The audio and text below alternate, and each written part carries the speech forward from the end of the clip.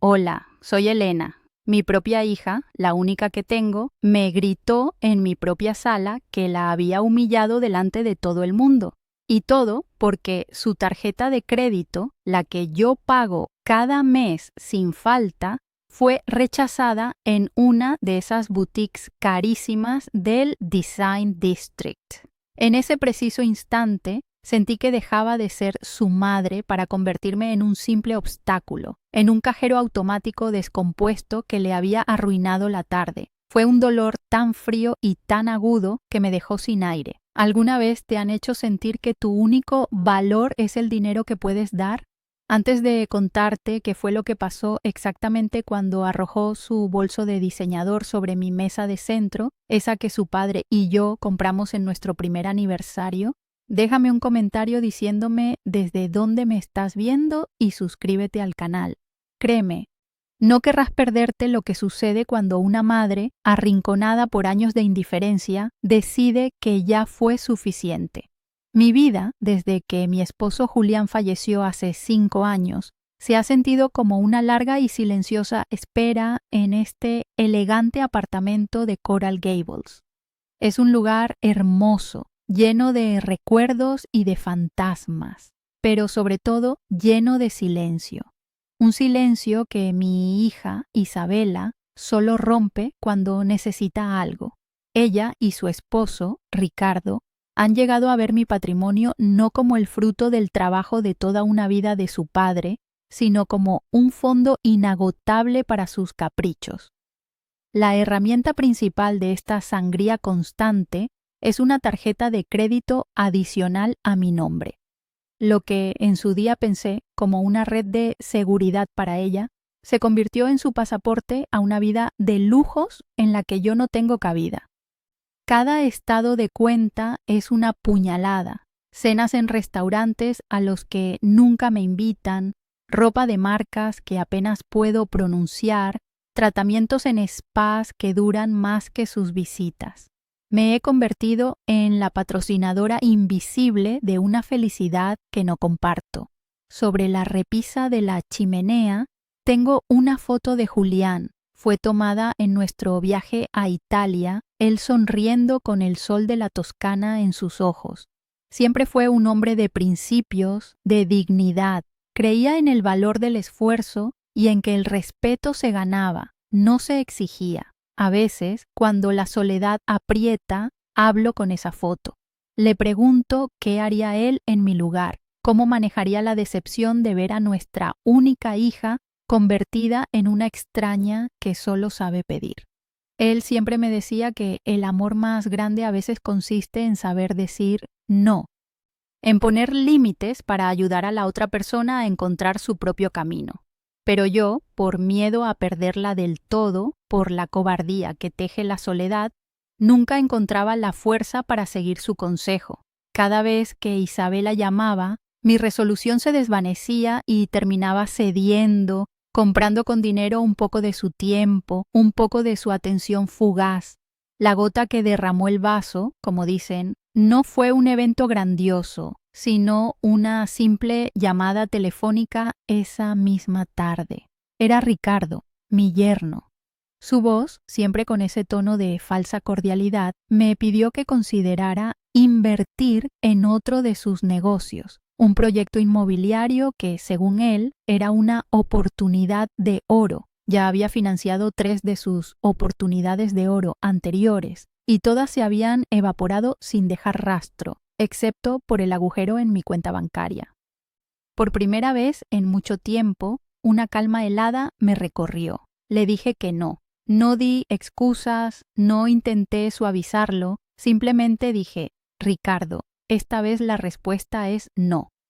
Hubo un silencio denso al otro lado de la línea, un silencio cargado de incredulidad y ofensa. Sabía que había encendido una mecha, pero no me importó. Por primera vez en años sentí que estaba honrando la memoria de Julián y, sobre todo, me estaba honrando a mí misma. No pasó ni una hora cuando el timbre de mi apartamento sonó con una insistencia violenta, casi como si quisieran derribar la puerta. No necesité mirar por la mirilla. sabía que era Isabela. Mi corazón, que momentos antes se sentía firme, comenzó a latir con la vieja y conocida ansiedad. Cada timbrazo era como un martillazo en mi pecho. Por un instante pensé en no abrir, en fingir que no estaba en casa, en esconderme en mi propio hogar como una fugitiva. Pero entonces mi mirada se cruzó con la foto de Julián en la repisa. Su sonrisa parecía decirme: Elena, ya no es tiempo de esconderse. Así que respiré hondo, alicé mi vestido y caminé hacia la puerta, sintiendo cómo el suelo de mármol frío bajo mis pies me daba una extraña sensación de solidez. Al girar la cerradura, me preparé para la tormenta que sabía que estaba a punto de desatarse en mi pacífica sala de estar. Isabela entró como un torbellino, sin siquiera decir hola. Su rostro, usualmente compuesto por una máscara de elegancia y control, estaba desfigurado por la rabia. Llevaba un vestido de seda que probablemente costaba más que mi pensión de un mes, pero en ese momento toda su sofisticación se había evaporado, dejando solo a una niña malcriada a la que le habían quitado su juguete. Lo primero que hizo fue arrojar su bolso de cuero, una pieza de diseñador de un color rojo estridente, sobre mi delicada mesa de centro de caoba. El golpe seco resonó en el silencio de la habitación y me hizo estremecer. Fue un acto de pura agresión, un gesto de desprecio no solo hacia el mueble, que era una de las piezas favoritas de su padre, sino hacia todo lo que mi hogar y mi vida representaban, un orden y una calma que ella venía a perturbar. Se quedó de pie, con las manos en las caderas, mirándome como si yo fuera la culpable de todos los males del mundo. «No puedo creer que me hayas hecho esto», gritó, y su voz aguda pareció arañar las paredes. ¿Sabes la vergüenza que pasé? Estaba en la caja de la boutique, con la vendedora esperándote, y tu tarjeta fue rechazada, rechazada. Me miraron como si fuera una ladrona, mamá. Me humillaste. Escuché cada palabra y sentí cómo se clavaban en mí como pequeños trozos de hielo. No había una pizca de preocupación por mí, ninguna pregunta sobre por qué podría haber un problema con la cuenta. Su único universo era su propia vergüenza, su ego herido en una tienda de lujo. En ese momento la vi con una claridad dolorosa. No veía a su madre de 75 años, a la mujer que la trajo al mundo y que ha pagado cada uno de sus caprichos. Solo veía a la persona que le había negado un lujo, la responsable de su bochorno social. Sentí que me encogía bajo su mirada, volviéndome invisible, mientras su diatriba continuaba, detallando cómo la vendedora la había mirado y cómo sus amigas seguramente se enterarían. Mis ojos se desviaron de su rostro enfurecido y se posaron, una vez más, en la fotografía de Julián. Su expresión serena en la foto era un ancla en medio de la tempestad de Isabela. Recordé una conversación que tuvimos años atrás, cuando Isabela era una adolescente y exigió un auto deportivo para su cumpleaños número 16. Julián se negó y le dijo con calma: «Hija, darte todo lo que pides no es amarte, es paralizarte. El verdadero amor te da las herramientas para que construyas tu propio valor, no para que lo compres». En ese momento no lo entendí del todo, pero ahora, viendo el resultado de mi propia debilidad, las palabras de mi esposo resonaban con una verdad abrumadora. Él no solo le habría negado el dinero a Ricardo, sino que habría enfrentado esta rabieta con una firmeza que yo nunca tuve. Y entonces, algo cambió dentro de mí. El dolor agudo que sentí al principio comenzó a transformarse. Ya no era solo tristeza o humillación, era una especie de fuego frío, una claridad cristalina que se extendía por mis venas. Isabela seguía hablando, pero su voz se convirtió en un ruido de fondo. Ya no la escuchaba. En mi mente, una decisión estaba tomando forma, sólida y pesada como una piedra. No iba a ser un castigo impulsivo, no iba a ser una simple discusión, iba a ser una lección sobre el respeto, sobre el valor de las personas por encima de las cosas, sobre las consecuencias. Mientras ella recuperaba el aliento para lanzarme otra acusación, yo la miré, pero ya no veía a mi furiosa hija. Veía el camino que tenía que tomar, un camino que Julián habría probado. El silencio se había roto, sí, pero no de la forma que ella esperaba. La era de la complacencia había terminado. La puerta se cerró con un estruendo que hizo vibrar los cristales de la vitrina, y luego el silencio. Un silencio tan denso y pesado que parecía tener una presencia física en la habitación. No era el silencio pacífico al que estaba acostumbrada, ese que me acompañaba durante mis lecturas o mientras cuidaba mis orquídeas. Este era un silencio hostil, cargado con los ecos de la ira de Isabela y el desprecio en sus palabras. Me quedé inmóvil en medio de la sala, con la mirada fija en la marca que su bolso había dejado en la madera pulida de la mesa. Era como una cicatriz, un recordatorio físico del golpe que acababa de recibir en el alma. Por primera vez en mucho tiempo no sentí ganas de llorar. La tristeza que me había acompañado como una sombra durante años se había solidificado en algo más duro, más frío. Era la calma desoladora que sigue a una gran tormenta, cuando todo ha sido arrasado y solo queda evaluar los daños. Mi mente, en lugar de hundirse en la autocompasión, comenzó a funcionar con una lucidez casi dolorosa. Repasé los últimos 5 años, desde la muerte de Julián, como si estuviera viendo una película de mi propia vida. Vi cada llamada telefónica de Isabela que comenzaba sin un ¿cómo estás? Y terminaba con una petición. Recordé cada cumpleaños mío celebrado con una visita de 15 minutos y un regalo comprado, sin duda, con mi propio dinero. Vi a Ricardo con su sonrisa de vendedor de autos usados, presentándome sus proyectos infalibles que siempre requerían mi capital, pero nunca me incluían en los supuestos beneficios.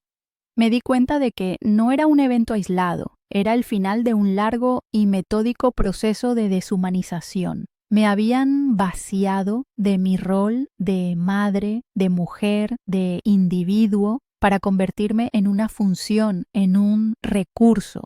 Y yo, por miedo a la soledad absoluta, lo había permitido. Había comprado su compañía a un precio demasiado alto, pagando con mi dignidad. Caminé lentamente hacia la chimenea y tomé el portarretratos con la foto de Julián. El cristal estaba frío al tacto. Miré sus ojos, que en la fotografía parecían brillar con inteligencia y afecto, y sentí una oleada de vergüenza. ¿Qué he hecho, mi amor?, le susurré al silencio. ¿En qué momento dejé que nuestra hija olvidara todo lo que le enseñaste? Julián nunca habría tolerado este nivel de falta de respeto. Él creía que el amor sin límites era una forma de negligencia. Recuerdo que una vez me dijo: Elena, nuestro trabajo no es construirles un camino de seda, sino darles un buen par de zapatos para que aprendan a caminar sobre las piedras. Yo, en mi afán por protegerla del dolor de su ausencia, le había quitado todas las piedras del camino y, en el proceso, la había dejado incapaz de caminar por sí misma, esperando siempre que alguien la llevara en brazos. La decisión que había empezado a formarse en mi mente se hizo más firme. No era venganza. Era, quizás, el último acto de amor de una madre. Darle a su hija los zapatos que su padre siempre quiso para ella. Fue entonces cuando el nombre del señor Morales vino a mi mente. Armando Morales no era solo el abogado de la familia.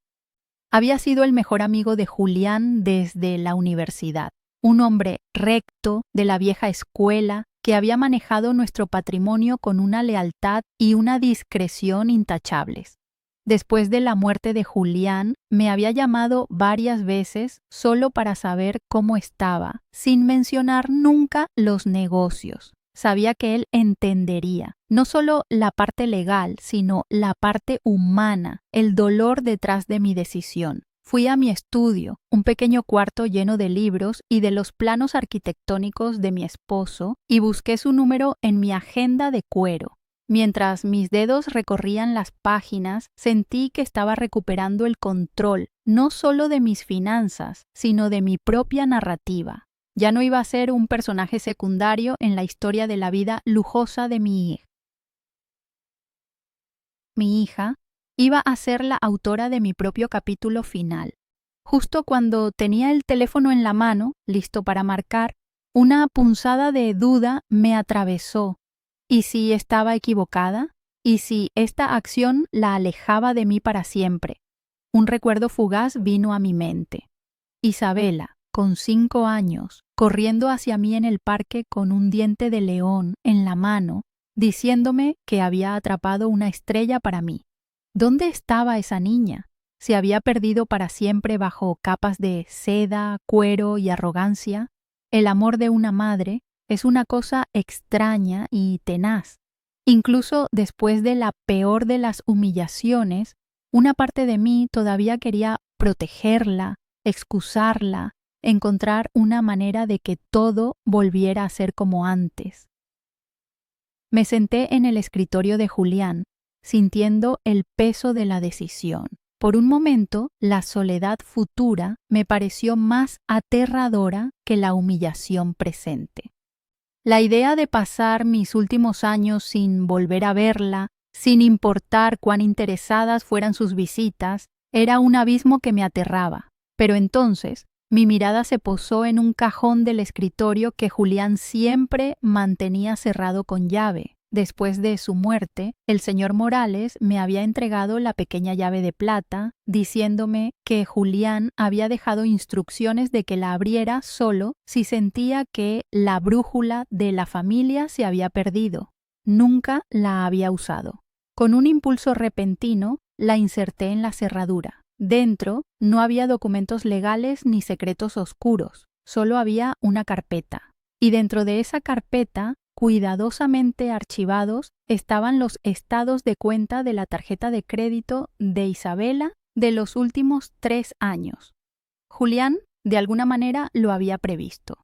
Junto a ellos, una simple nota escrita a mano por él. El amor debe nutrir, no ahogar. A veces, la única forma de salvar a alguien es dejar que sienta el peso de sus propias elecciones. Ver esos papeles, ver que mi esposo había sentido la misma preocupación, borró toda mi duda. Él sabía que esto podría pasar y me había dejado un mapa. Decidida, saqué los estados de cuenta más recientes de mi propio archivador y los puse junto a los que Julián había guardado. Los extendí sobre la gran superficie de caoba del escritorio. Era un mar de cifras exorbitantes. Restaurantes en South Beach, donde una cena para 2 costaba lo que yo gastaba en comida para todo un mes. Vuelos a Nueva York en primera clase para viajes de compras. Suscripciones a clubes exclusivos. Y luego vi un cargo que me heló la sangre.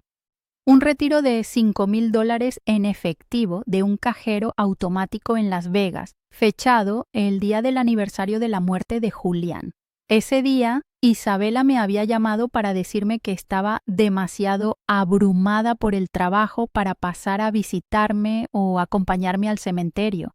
La mentira era tan descarada, tan cruel, que sentí una náusea física. La niña del diente de león había muerto hacía mucho tiempo. La mujer que quedaba era una extraña. Ya no había conflicto en mi interior, solo una claridad fría y una determinación inquebrantable. Cada cargo en esos papeles no era solo una transacción financiera, era una prueba de su indiferencia, un monumento a su egoísmo. Vi el fin de semana en un spa de lujo que coincidió con mi cumpleaños número 75, al que ella no asistió porque tenía migraña.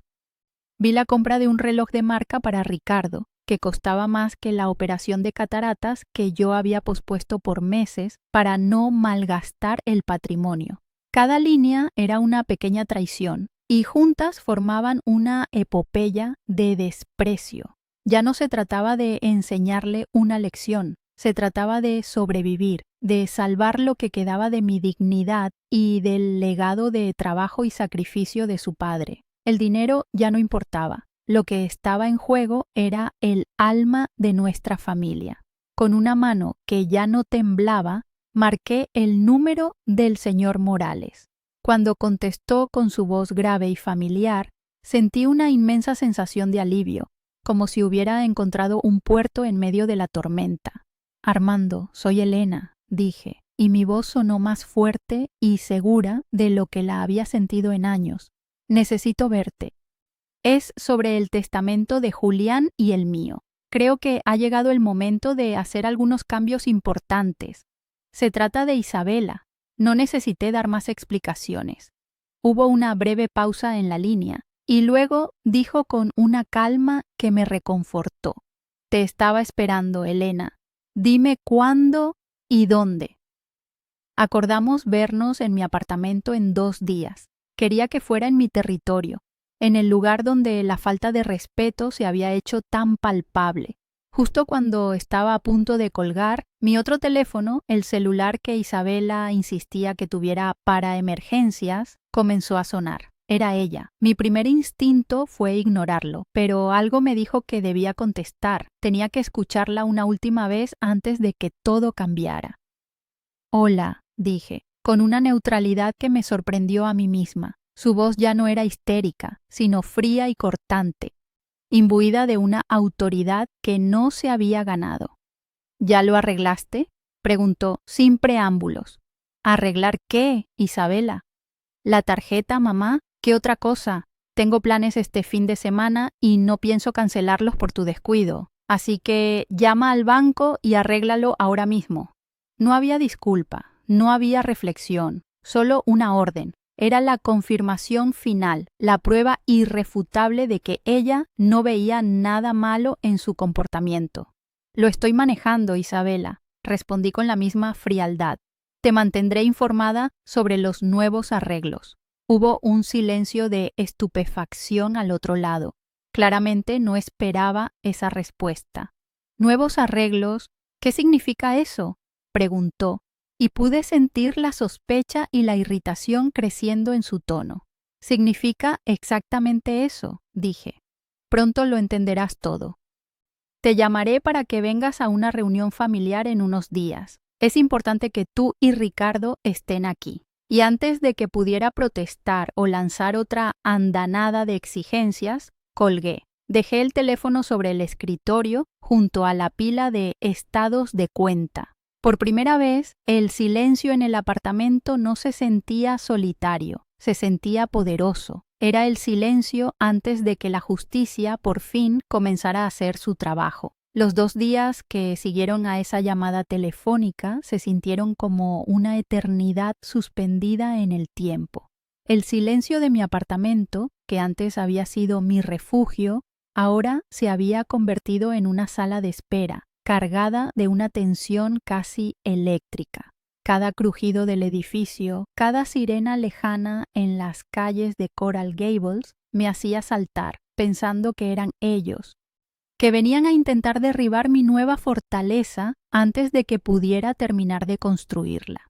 Me encontré revisando mi celular constantemente, no por ansiedad, sino con una especie de curiosidad clínica. Quería ver cómo reaccionarían, qué tácticas usarían para intentar recuperar el control que acababan de perder. No me decepcionaron. La primera oleada de mensajes de texto comenzó esa misma noche, una estrategia coordinada de manipulación emocional que era tan predecible como ofensiva.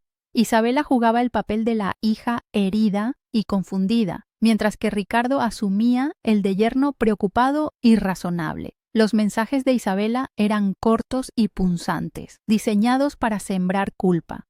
«Mamá, no sé qué te pasa. Nunca habías actuado así. Me estás asustando. ¿Estás bien? Por favor, contéstame. No me hagas esto». Los de Ricardo. Por otro lado, eran más largos y calculados, apelando a una supuesta lógica y a la preocupación por mi bienestar. «Elena, Isabela está muy afectada. Solo queremos entender. Si hay algún problema financiero, podemos solucionarlo juntos, como familia». Leí cada uno de ellos sin responder. Mi silencio era mi nueva respuesta, un muro que ellos no sabían cómo escalar. Cada mensaje que ignoraba me hacía sentir un poco más fuerte, como si estuviera recuperando pequeños fragmentos de mí misma que les había entregado a lo largo de los años. Por primera vez, yo tenía el control del flujo de comunicación, y ellos estaban del otro lado, desconcertados por la repentina sequía en el oasis que siempre habían dado por sentado. En medio de esa guerra silenciosa, busqué consuelo en los recuerdos, pero no de la manera en que solía hacerlo. Fui a mi estudio y saqué una vieja caja de sombreros que usaba para guardar fotografías antiguas. Me senté en el suelo y las esparcí sobre la alfombra persa. Había fotos de Isabela en la playa, con castillos de arena y una sonrisa sin malicia. Fotos de nuestros viajes familiares, con Julián abrazándonos a las dos.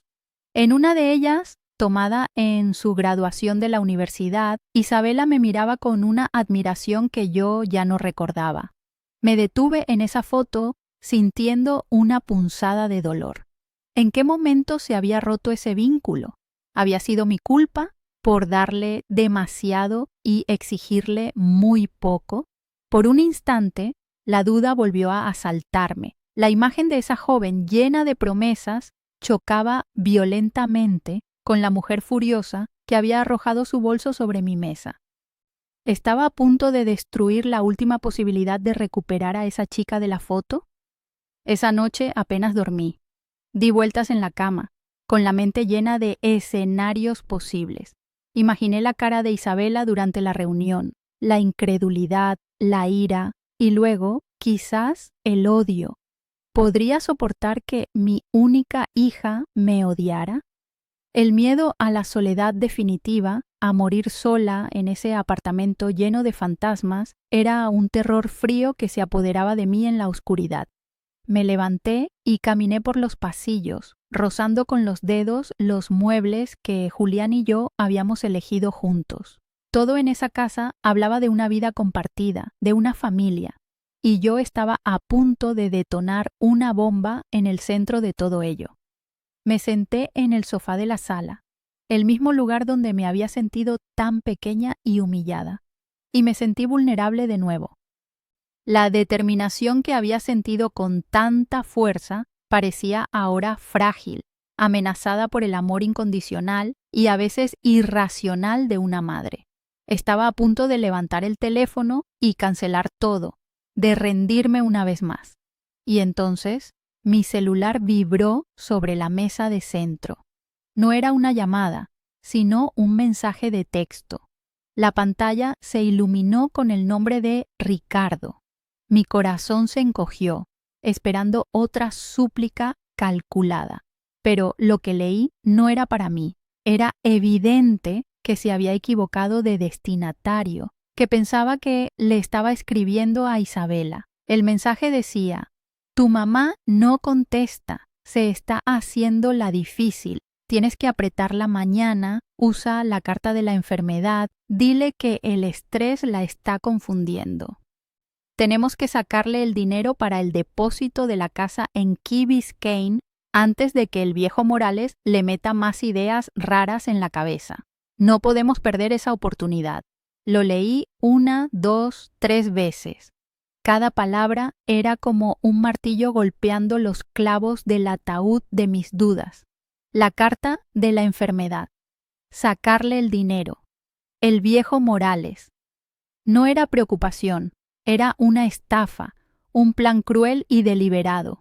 Una calma glacial descendió sobre mí, extinguiendo hasta la última brasa de vacilación. Tomé una captura de pantalla del mensaje y me la envié a mi propio correo electrónico. Era la prueba, la confirmación nauseabunda de que no estaba siendo dura, estaba siendo ingenua. Habían estado jugando conmigo, usando mis miedos y mi amor como palancas para sus propios fines egoístas. La mención del señor Morales fue lo que más me impactó. Le temían su influencia, su integridad, sabían que él, al igual que Julián, podía ver a través de su fachada. Mi plan ya no era una lección, Era un acto de defensa personal. Estaba protegiendo el legado de mi esposo y mi propio futuro de dos depredadores que, para mi desgracia, llevaban mi misma sangre. La tristeza se había evaporado por completo, dejando en su lugar una resolución de acero. Ya no había vuelta atrás. A la mañana siguiente, llamé de nuevo al señor Morales. Mi voz era firme, sin rastro del temblor de la noche anterior. Armando, soy Elena, le dije. Solo quería confirmar nuestra reunión para mañana y quiero pedirte algo. Trae copias de absolutamente todo. Los fideicomisos que Julián estableció, las cláusulas de su testamento, los informes de las inversiones fallidas de Ricardo que financié. Quiero que la mesa esté llena de papeles. Quiero que vean en blanco y negro el alcance de su avaricia y la solidez de la fortaleza que Julián construyó para protegernos. Hubo un breve silencio y luego Armando respondió con una voz que contenía una mezcla de solemnidad y apoyo incondicional. Considera lo hecho, Elena. Estaré allí. Y no te preocupes, sé exactamente lo que hay que hacer. Julián se habría sentido orgulloso de ti. Colgué el teléfono sintiendo que no estaba sola en esto. Tenía a mi lado la lealtad de un buen amigo y la sabiduría de mi difunto esposo. El día de la reunión llegó con un sol radiante que parecía burlarse de la tormenta que se avecinaba en mi sala. Pasé la mañana preparando el escenario, no como una anfitriona, sino como una estratega. Limpié la mesa de centro de caoba, puliendo la marca que había dejado el bolso de Isabela hasta que casi desapareció, aunque yo sabía que siempre estaría allí. Coloqué 3 sillas alrededor de la mesa, una para mí y 2 enfrentadas, para ellos. Sobre la repisa de la chimenea moví la foto de Julián para que estuviera directamente en su línea de visión. Quería que su padre estuviera presente, que su imagen serena fuera un testigo silencioso de todo lo que estaba por suceder. No sentía nervios, sino una extraña sensación de propósito, como si estuviera a punto de cumplir con un deber sagrado que había pospuesto durante demasiado tiempo. Mientras esperaba, me serví un vaso de agua y me senté en mi sillón, observando la habitación. Cada objeto contaba una historia que ellos habían ignorado o despreciado. El reloj de pie en la esquina, un regalo de aniversario de Julián, los libros de arte en las estanterías que habíamos coleccionado en nuestros viajes. Este no era solo un apartamento, era el archivo de nuestra vida, el testamento de un amor construido sobre el respeto mutuo y el esfuerzo compartido. Y yo era su guardiana. Mi decisión ya no se sentía como un acto de ruptura, sino como uno de preservación. Estaba salvando el alma de mi hogar, la esencia de lo que Julián y yo habíamos construido. Estaba haciendo lo que él habría hecho. Proteger a nuestra familia, incluso de sí misma. Exactamente a las 3 de la tarde sonó el timbre. El sonido era diferente al de la última vez.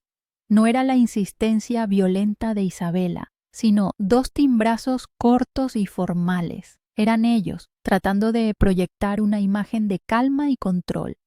Me levanté lentamente, alisando mi vestido. Mi corazón latía con un ritmo fuerte y constante. No de miedo, sino de anticipación.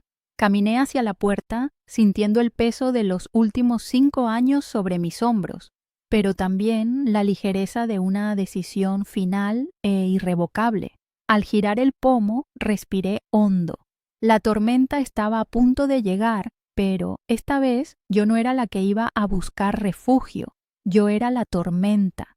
Al abrir la puerta, los vi de pie en el pasillo, una imagen perfectamente compuesta de preocupación y elegancia. Isabela llevaba un vestido blanco impecable. Su maquillaje era sutil y su cabello estaba recogido en un moño bajo y sofisticado. Ricardo, a su lado, vestía una camisa de lino y pantalones de color caqui con una sonrisa ensayada que no llegaba a sus ojos. Parecían una pareja sacada de una revista de estilo de vida de Miami. listos para una brunch en el club de Yates, no para una confrontación familiar. Su actitud era tan diferente a la furia desenfrenada de la última vez que casi parecía una parodia. Era una armadura cuidadosamente construida, y yo sabía que mi trabajo era encontrar las grietas. Los invité a pasar con un gesto de la mano, mi calma desarmando su estudiada actuación incluso antes de que cruzaran el umbral.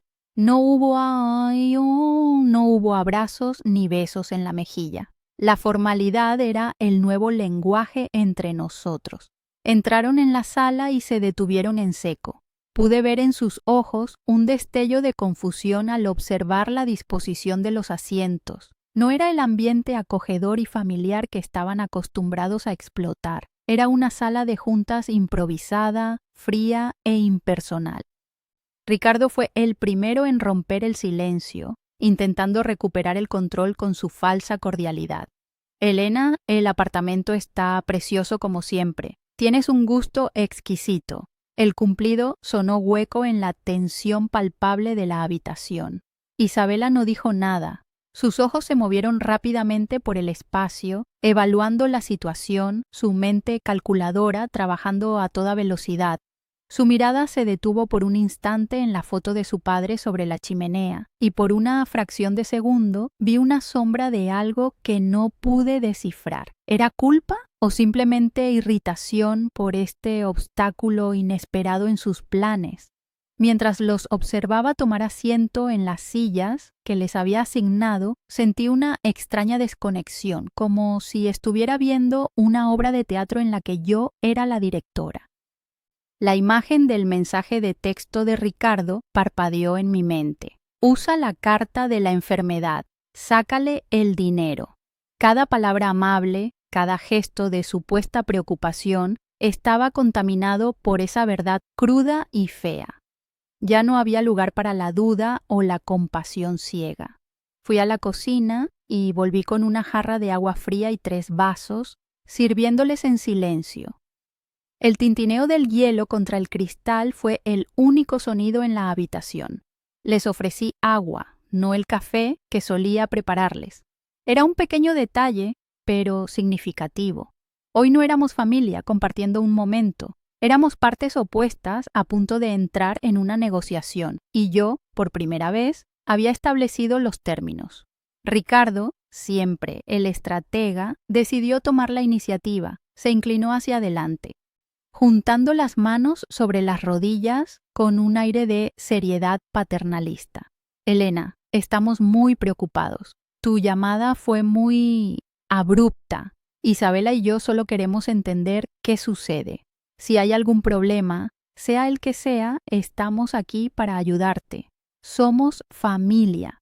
La palabra familia salió de su boca con una facilidad que me revolvió el estómago. Lo miré directamente a los ojos, manteniendo mi expresión serena. Aprecio tu preocupación, Ricardo, y tienes razón, somos familia. Por eso es tan importante que hablemos de ciertos asuntos. Pero aún no estamos todos. Estamos esperando a alguien más. La sorpresa en sus rostros fue genuina. Intercambiaron una mirada rápida, una comunicación silenciosa llena de preguntas. ¿A quién más podría haber involucrado? La incertidumbre comenzó a erosionar su fachada de control. La paciencia nunca fue una de las virtudes de Isabela. Su estudiada calma comenzó a resquebrajarse. Cruzó las piernas con impaciencia y me miró con una sombra de la arrogancia que había mostrado días antes. Mamá, ¿podemos ir al grano? Si todo este teatro es por lo de la tarjeta de crédito, ya te dije que fue un malentendido vergonzoso. No creo que necesitemos una reunión formal para eso. Simplemente arréglalo y podemos seguir adelante. Su capacidad para minimizar su comportamiento y centrar todo en su propia conveniencia era asombrosa.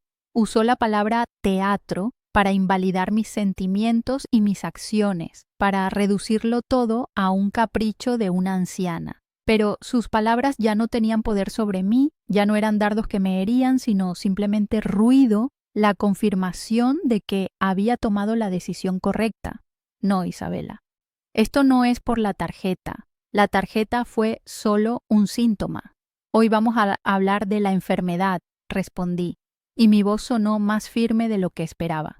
Justo en ese momento, como si hubiera sido perfectamente sincronizado por un director de escena, sonó el timbre. 2 toques claros y firmes. Me levanté lentamente, sintiendo las miradas de Isabela y Ricardo clavadas en mi espalda. Podía sentir su ansiedad creciendo, su confusión convirtiéndose en alarma.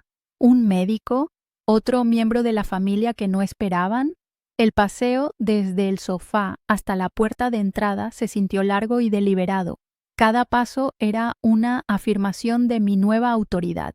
Al dejar a mi hija y a mi yerno solos en esa sala cargada de tensión, les di un momento para que su imaginación se desbocara, para que consideraran todas las posibilidades, excepto la correcta.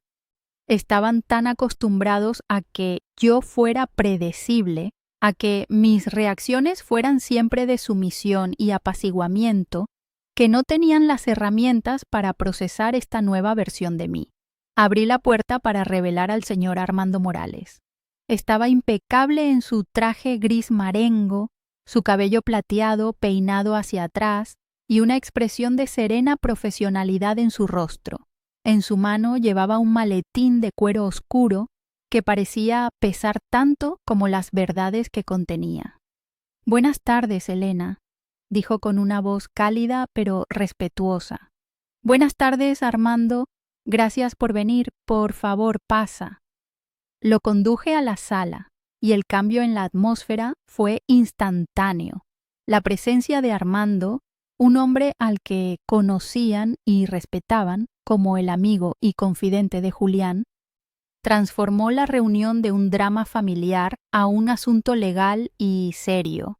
Ricardo se puso de pie de un salto, su sonrisa de vendedor de repente tensa. Isabela se quedó sentada, pero su postura se volvió rígida, sus ojos fijos en el maletín como si fuera una bomba a punto de estallar. «Isabela, Ricardo, creo que ambos recuerdan al señor Morales», dije, mientras Armando asentía cortésmente hacia ellos. Se sentó en la silla junto a la mía, colocando el maletín sobre sus rodillas. Con un clic deliberado que resonó en el silencio, lo abrió. Comenzó a sacar carpetas, una tras otra, y a colocarlas sobre la mesa de centro de caoba. Eran gruesas, llenas de documentos. Estaban los fideicomisos, las escrituras de las propiedades, los informes de inversión y encima de todo una pila de estados de cuenta de la tarjeta de crédito. El sonido suave de los papeles apilándose sobre la madera pulida era el único diálogo en la sala, pero hablaba con más elocuencia que cualquier palabra. Cada carpeta era un capítulo de la historia que estaban a punto de escuchar, la historia de su propia avaricia escrita en blanco y negro. Vi los ojos de Isabela ensancharse mientras reconocía los logos del banco en los papeles. La trampa se había cerrado. Antes de que Armando pudiera hablar, tomé la palabra. No quería que esto comenzara con la jerga fría de la ley, sino con el lenguaje del corazón.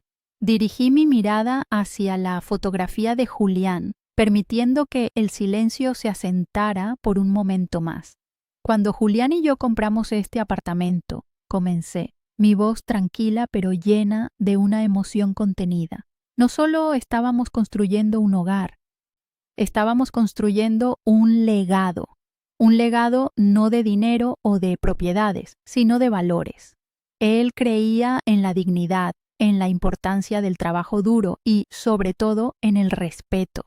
Creía que el amor no consistía en dar sin medida, sino en enseñar el valor de las cosas. Sentí sus miradas sobre mí, confundidas, sin saber a dónde los estaba llevando. Estaba estableciendo el estándar por el cual sus acciones serían juzgadas, el estándar de su propio padre. Luego, aparté la vista de la foto y los miré directamente, primero a Ricardo y luego a Isabela, deteniéndome en los ojos de mi hija.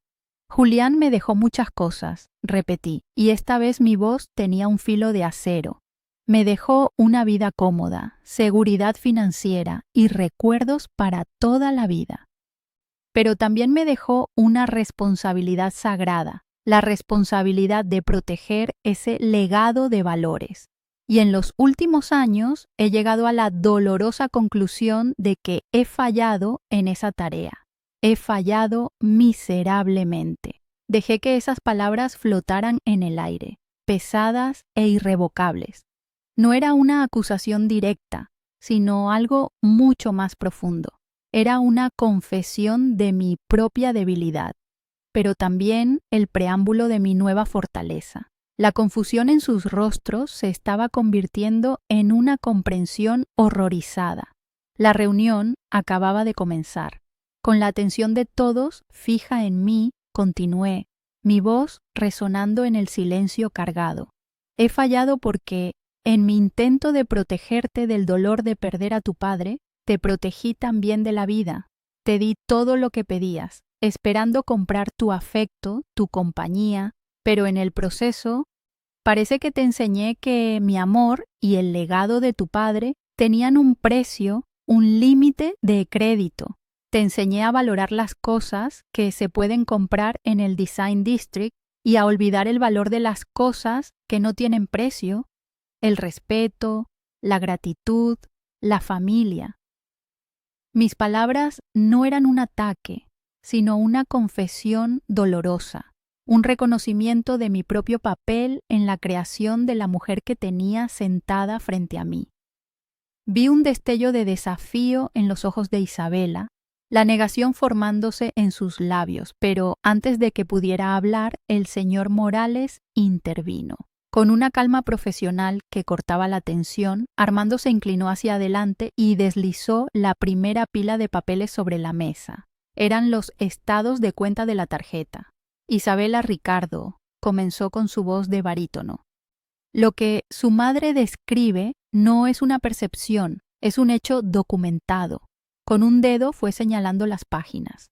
Aquí tenemos los gastos de los últimos 12 meses. Cenas que promedian $500, fines de semana en spas que superan los 2,000 y compras de ropa y accesorios que suman una cifra que la mayoría de la gente en esta ciudad no gana en un año. Todo esto mientras Elena posponía reparaciones necesarias en este apartamento y consideraba vender algunas de las obras de arte de su esposo para mantener la liquidez de la cuenta principal de la que ustedes se alimentaban. La presentación fría y metódica de los hechos era mucho más devastadora que cualquier grito o acusación. Isabela soltó una risa corta y amarga, un sonido feo en la quietud de la sala. ¿Y qué? Es el dinero de la familia. Papá habría querido que yo estuviera bien cuidada. Ricardo asintió, intentando respaldarla. Exactamente, Armando. Esto es un asunto familiar. No creo que necesitemos ventilar nuestras finanzas de esta manera. Su intento de minimizar la situación era patético, pero yo estaba preparada para ello. Miré a mi hija y por primera vez en mucho tiempo no sentí ni una pizca de intimidación. Tu padre habría querido que fueras responsable, no que vivieras como una reina a costa de la memoria de su esfuerzo, dije, mi voz bajando a un susurro cargado de peso. Y ciertamente no habría querido que celebraras el aniversario de su muerte con un retiro de $5,000 en efectivo en un casino de Las Vegas, mientras tu madre te esperaba sola para llevarle flores a su tumba. El color desapareció del rostro de Isabela. El golpe fue directo y certero. Ricardo la miró, su propia máscara de compostura resquebrajándose al ver la reacción de su esposa. El silencio que siguió fue profundo, roto solo por el suave zumbido del aire acondicionado. En ese silencio, Armando Morales deslizó un segundo documento sobre la mesa. No era una carpeta gruesa, sino un solo sobre de papel color crema, amarillento por los años. Lo reconocí de inmediato. Era del cajón con llave de Julián. Tu padre, Isabela, dijo Armando con una suavidad que hacía sus palabras aún más poderosas. Parecía conocerte muy bien y te amaba lo suficiente como para preocuparse por tu futuro, no solo por tu comodidad presente. Me dejó esto con instrucciones muy claras. Dijo que debía leértelo solo si llegaba un día en que pareciera que habías perdido el rumbo. La mención de una carta personal de su padre los dejó a ambos completamente inmóviles. Armando abrió el sobre con cuidado, sacó una única hoja doblada y comenzó a leer. La caligrafía de Julián, fuerte y angular, era inconfundible incluso desde mi asiento. Mi querida Isabela, leyó Armando, y la voz de mi esposo pareció llenar la habitación. Si estás escuchando esto, es porque mi mayor temor se ha hecho realidad. El miedo no era que te faltara algo material, sino que tuvieras tanto que te faltara todo lo demás. La empatía, la fuerza que viene de superar obstáculos, la alegría de lograr algo por ti misma. El dinero es una herramienta, hija, no un propósito. Puede construir casas, pero no puede construir un hogar. Puede comprar compañía, pero no puede comprar amor. Espero, desde donde quiera que esté, que encuentres el camino de regreso a la mujer brillante y de gran corazón que sé que eres. No dejes que el brillo del oro te ciegue a la luz del sol. La habitación quedó en un silencio sepulcral. Las palabras de Julián, leídas con la voz solemne de su mejor amigo, eran un juicio y una súplica al mismo tiempo. Vi una lágrima solitaria rodar por la mejilla de Isabela. No fue un sollozo dramático, sino una reacción silenciosa e involuntaria. Se la secó rápidamente con el dorso de la mano, como si estuviera avergonzada de esa muestra de vulnerabilidad. Ricardo, por su parte, miraba fijamente la mesa de caoba, su rostro una máscara de piedra. No había nada que pudiera decir, ninguna manipulación, ninguna excusa podía refutar el testimonio de un hombre al que ambos habían profesado admirar y querer. La carta de Julián había desmantelado por completo su defensa moral. Habían sido juzgados no por mí, sino por el patriarca, cuya memoria decían honrar. Fue entonces cuando Armando colocó el último documento sobre la mesa. Era una carpeta azul, con el sello de su bufete de abogados. Dadas las circunstancias, continuó, su tono volviéndose completamente formal, y siguiendo el espíritu de los deseos de Julián, Elena ha tomado la decisión de reestructurar la forma en que se gestiona el patrimonio familiar. Abrió la carpeta, revelando un documento legal grueso y encuadernado. Este es un fideicomiso irrevocable que entrará en vigor de inmediato. Todos los activos principales, incluyendo este apartamento, las inversiones y las cuentas líquidas, han sido transferidos a este fideicomiso. Elena es la beneficiaria principal de por vida. Y yo soy el albacea. Hizo una pausa, permitiendo que el peso de esas palabras se asentara. La expresión de incredulidad en los rostros de Isabela y Ricardo era casi dolorosa de ver. ¿Qué significa eso?, preguntó Isabela con un hilo de voz, el miedo finalmente reemplazando a la arrogancia. Armando la miró con una expresión que no era ni de compasión ni de dureza, sino de simple objetividad. Significa, Isabela, que el acceso ilimitado al patrimonio ha terminado. El fideicomiso te proveerá una asignación mensual de $3,000 para tus gastos personales. Cualquier gasto adicional, como emergencias médicas o necesidades educativas legítimas, deberá ser solicitado por escrito y aprobado por mí, como albacea, tras una cuidadosa revisión. Las inversiones de Ricardo ya no serán financiadas. La tarjeta de crédito adicional ha sido cancelada permanentemente. En resumen, la fuente, como ustedes la veían, se ha secado. A partir de ahora, su estilo de vida dependerá de sus propios medios. El shock en el rostro de Isabela se transformó en una palidez mortal. Miró a Ricardo buscando apoyo, pero él parecía igualmente aturdido, como si le hubieran dado un puñetazo en el estómago. La casa en Key Biscayne, sus viajes, sus cenas, todo su mundo construido sobre mi dinero se derrumbó ante sus ojos en cuestión de segundos. Se giró hacia mí, sus ojos suplicantes por primera vez en años. Mamá, no puedes hacerme esto, es mi herencia, es mi vida. Su voz se quebró, y en ese momento vi a la niña asustada debajo de la mujer arrogante. Pero mi resolución no flaqueó. La compasión que sentía estaba templada por la certeza de que estaba haciendo lo correcto, lo único que podía hacer para intentar salvarla. Me incliné hacia ella, mi voz suave pero inquebrantable.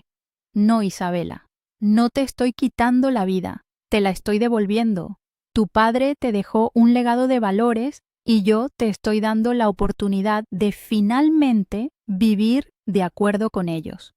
Esto no es un castigo, es una oportunidad. La oportunidad de construir algo por ti misma, de sentir el orgullo que tu padre sintió cada vez que completó un proyecto. Te quise lo suficiente como para darte todo. Ahora te quiero lo suficiente como para negártelo y darte la oportunidad de que te encuentres a ti misma. Mis palabras no fueron dichas con ira, sino con la tristeza profunda y el amor feroz de una madre que realiza el acto más difícil de todos, dejar que su hija enfrente el mundo por sí misma. No hubo más discusión. ¿Qué podían decir? Se levantaron en silencio, sus movimientos rígidos y torpes. Ricardo evitó mi mirada, su rostro una mezcla de humillación y rabia impotente. Isabela se quedó de pie por un momento, mirándome, su rostro una tormenta de emociones conflictivas. Por un instante pensé que diría algo, que se rompería, que pediría perdón, pero no lo hizo. Se dio la vuelta y sin una palabra salió de la habitación. Escuché sus pasos en el pasillo, seguidos por el sonido suave de la puerta principal cerrándose detrás de ellos. No fue un portazo, sino un cierre definitivo, el sonido del final de una era. Me quedé sola en la sala, con los papeles sobre la mesa y la mirada serena de Julián desde la repisa. El silencio regresó, pero esta vez estaba lleno de paz. Había recuperado mi hogar, había recuperado mi dignidad. Después de que la puerta se cerró, el señor Morales y yo nos quedamos en silencio por un largo momento. El aire, que antes estaba cargado de tensión, ahora se sentía ligero, limpio. Armando me miró, y en sus ojos vi el reflejo de una amistad de 50 años y una profunda aprobación. Julián estaría inmensamente orgulloso de ti hoy, Elena, dijo con voz suave. Hiciste lo más difícil, pero también lo más correcto. Le diste a tu hija una lección que su padre siempre quiso enseñarle. Sus palabras fueron un bálsamo para la herida que, a pesar de todo, aún sentía en mi corazón. No sentí triunfo, sino una profunda y agotadora sensación de paz. Por primera vez en 5 años, sentí que había honrado de verdad la memoria de mi esposo, no solo conservando su patrimonio, sino defendiendo los principios sobre los que lo construyó. Sabía que el camino por delante no sería fácil, pero ya no estaba sola. Tenía el legado de Julián y mi propia dignidad recién recuperada para guiarme. Las semanas que siguieron fueron extrañamente silenciosas, pero era un silencio diferente. Ya no era el silencio de la soledad y la espera, sino el de la serenidad y la elección. El teléfono dejó de sonar con demandas urgentes. Mi correo electrónico ya no se llenaba de enlaces a artículos de lujo o propuestas de inversión dudosas. Al principio, la quietud era casi desconcertante, como el oído que se acostumbra a la calma después de un ruido constante.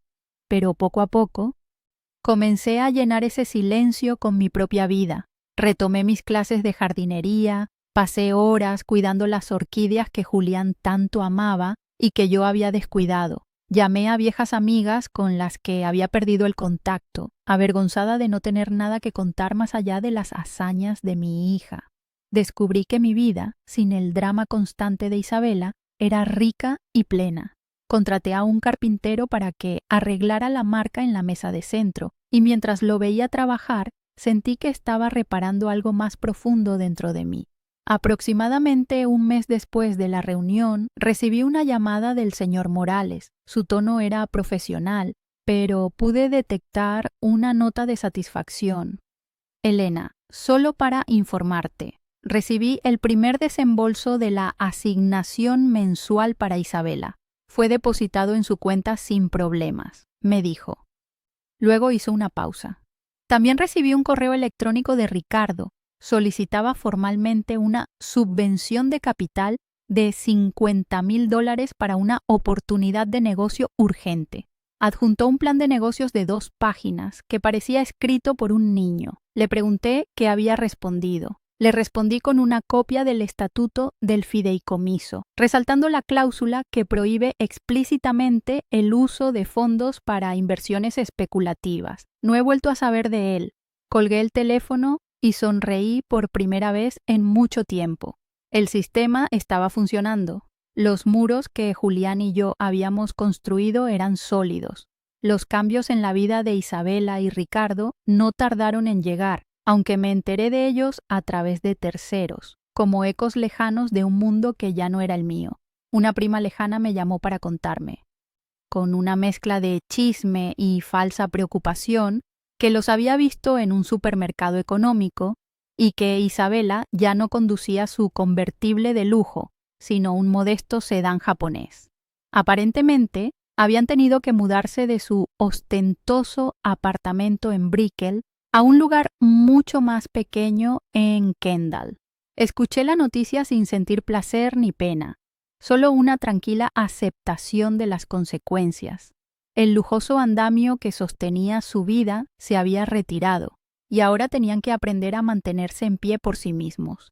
No sabía si lo lograrían, pero por primera vez su éxito o su fracaso ya no era mi responsabilidad.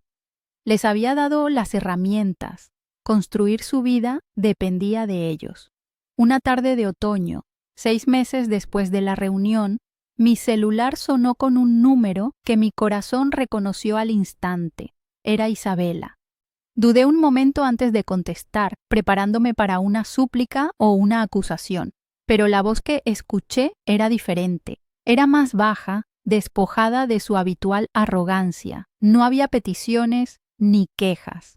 «Hola, mamá», dijo en voz baja. «¿Estás ocupada?» Le dije que no. Hubo un silencio incómodo y luego preguntó. Estaba pensando en hacer la lasaña del abuelo para unos amigos. No encuentro la receta. ¿Tú te acuerdas de cómo se hacía la salsa?» La pregunta era tan simple, tan normal, que me desarmó. No era sobre dinero ni sobre el fideicomiso. Era sobre una receta, sobre un recuerdo de familia. Era la primera vez en años que me llamaba para pedir algo que solo una madre podía dar. Mi respuesta fue cautelosa, pero no fría. Le di las instrucciones de la receta, paso a paso, recordando los trucos que mi padre me había enseñado. Ella escuchaba en silencio, haciendo preguntas ocasionales. La conversación duró apenas 10 minutos. Cuando terminamos, hubo otra pausa. «Gracias, mamá», dijo, y en esas 2 palabras escuché una vulnerabilidad que no había percibido en décadas. «De nada, hija», respondí. Y eso fue todo. Colgó y yo me quedé mirando el teléfono, sintiendo una mezcla de emociones. No era una reconciliación ni un perdón. Era algo mucho más pequeño y quizás más real. Una grieta de luz en la pared que nos separaba. Era el comienzo de una posibilidad, un camino que podíamos elegir caminar, pero esta vez con reglas completamente nuevas y sobre un terreno nivelado. No he vuelto a ver a Ricardo. Según los informes esporádicos que me llegan, su relación con Isabela se ha vuelto tensa.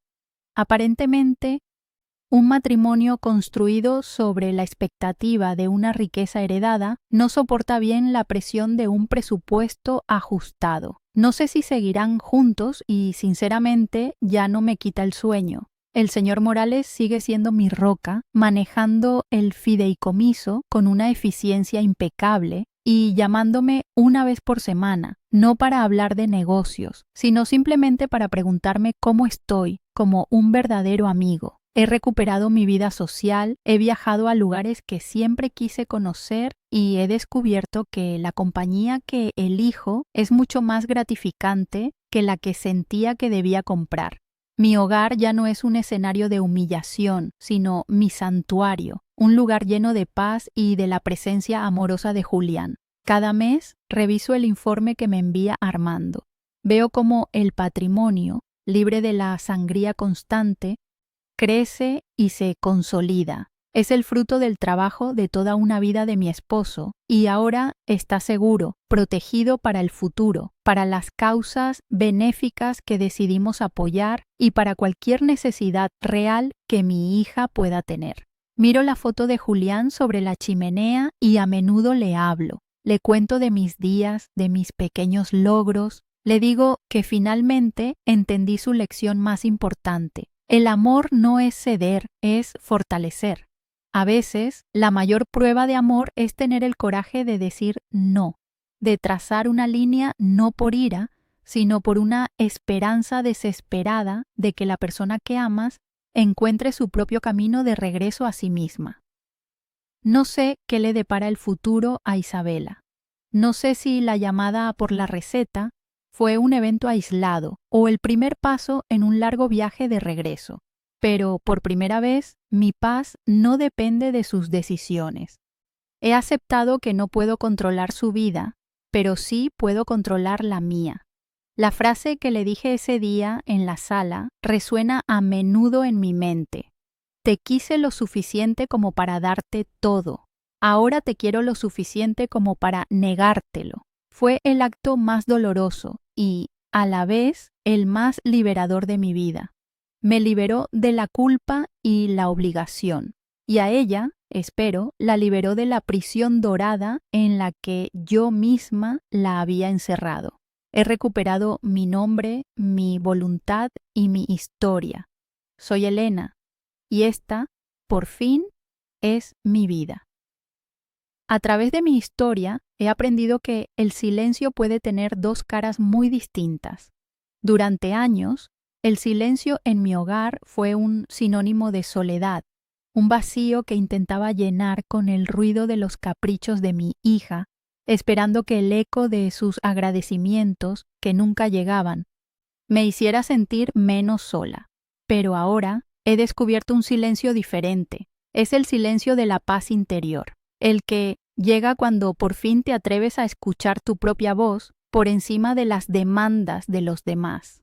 Es el silencio que te permite reencontrarte contigo misma, con tus valores, con la persona que eras antes de que te convencieran de que tu único propósito era servir. Este nuevo silencio no es un vacío, es un espacio lleno de dignidad y autorrespeto, un santuario que yo misma he construido. La lección más difícil y la más importante que la vida me ha enseñado es la diferencia fundamental entre amar y permitir. Amar a alguien no es allanarle el camino hasta el punto de que nunca aprenda a caminar. El verdadero amor, el amor valiente, a veces requiere que pongamos piedras en ese camino, no por crueldad, sino para darles la oportunidad de descubrir su propia fuerza al aprender a sortearlas. Mi lema, ese que nació del dolor más profundo, lo resume todo. Te quise lo suficiente como para darte todo. Ahora te quiero lo suficiente como para negártelo. Negar no es un acto de rechazo, sino el acto de fe más grande que una madre puede hacer. La fe en que su hijo tiene la capacidad de construir su propio valor, en lugar de simplemente gastar el de otros. He aprendido también que la dignidad no tiene fecha de caducidad. La sociedad a menudo nos empuja a los mayores a un rincón, haciéndonos sentir que nuestro tiempo ya pasó, que somos una carga o, en mi caso, un recurso. Pero nuestra vida, nuestras experiencias y nuestra sabiduría tienen un valor incalculable. Recuperar mi voz no fue solo un acto de rebelión contra la explotación de mi hija. Fue un acto de afirmación de mi propia existencia. Fue decir, todavía estoy aquí, mis sentimientos importan, mi legado importa, y no permitiré que nadie, ni siquiera la sangre de mi sangre, lo reduzca a una simple transacción bancaria. Nadie es demasiado mayor para exigir respeto, empezando por el respeto a uno mismo. El legado de mi esposo Julián nunca fue el dinero en el banco o las propiedades que acumuló. Su verdadero legado fue un código de honor, una brújula moral que yo, en mi debilidad, había guardado en un cajón. Esta experiencia me enseñó que la herencia más valiosa que podemos dejar a nuestros hijos no es la comodidad material, sino las herramientas para forjar su propio carácter, la resiliencia, la empatía, el orgullo del trabajo bien hecho. Al final, el dinero se acaba, las casas se deterioran, pero los valores, si se enseñan y se defienden, perduran por generaciones. Mi batalla no fue por proteger un patrimonio, fue por honrar una forma de vivir. Mi historia no termina con un abrazo de película ni con una reconciliación instantánea, y creo que eso es importante que lo sepan. La vida real rara vez tiene finales tan pulcros. La llamada de Isabela por la receta de su abuelo no borró años de dolor, pero sí abrió una pequeña puerta. Me enseñó que el cambio es posible, pero es un proceso lento y frágil. Mi paz ya no depende de si ella decide cruzar esa puerta o no. Mi paz ahora reside en saber que hice lo correcto, que establecí los límites necesarios para mi propio bienestar y quizás para el suyo a largo plazo. La verdadera libertad es soltar la necesidad de controlar el resultado y encontrar la serenidad en tus propias acciones. Quizás te preguntes si valió la pena arriesgar la relación con mi única hija. Y mi respuesta, desde la calma que siento hoy, es un rotundo sí, porque la relación que tenía no era real, era un contrato no escrito de dependencia y explotación. Lo que arriesgué fue una ilusión, y lo que gané fue la posibilidad de construir algo auténtico en el futuro, por lejano que parezca. Gané el respeto de mí misma, gané noches de sueño tranquilo y, sobre todo, gané la certeza de que al final de mis días podré mirar la foto de mi esposo y decirle, con el corazón en la mano, que protegí lo que ambos construimos con tanto amor y sacrificio. Si mi historia ha tocado alguna fibra en tu corazón, si te ha hecho reflexionar sobre los límites que a veces por amor nos cuesta tanto trazar, te pido que la compartas. Hay muchas Helenas en el mundo, muchas madres y padres que se sienten invisibles, y quizás escuchar esta historia les dé la fuerza que necesitan para recuperar su propia voz.